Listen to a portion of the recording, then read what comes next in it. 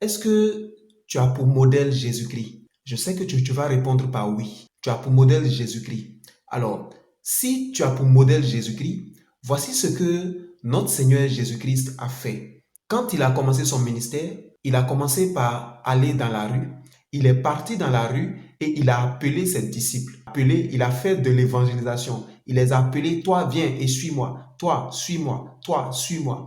Quand il les a réunis, il les a formés. Il les a formés spirituellement. Il les a formés dans tous les domaines. Il leur a donné tout ce dont ils avaient besoin pour servir. Ensuite, il les a baptisés du Saint-Esprit. Il leur a donné la puissance et l'autorité et il les a envoyés. Il a dit, allez et faites de toutes les nations des disciples. Baptisez-les au nom du Père, du Fils et du Saint-Esprit.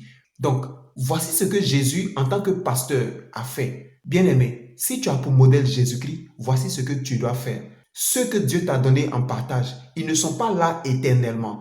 Ils sont là pour être affermis, pour être formés, pour être baptisés du Saint-Esprit et pour être envoyés, pour aller faire aussi des nations, des autres nations, des disciples. Là où tu n'es pas encore parti, tu dois les envoyer là-bas. Jésus n'est pas sorti de la Palestine, mais il a envoyé tous ses disciples dans la Palestine et hors de la Palestine. Voilà pourquoi toi, quand tu as pris tes disciples, quand tu les as formés, tu dois les envoyer. Ils ne restent pas avec toi jusqu'à l'éternité. Ce n'est pas toi qui vas faire l'enterrement de tous tes disciples.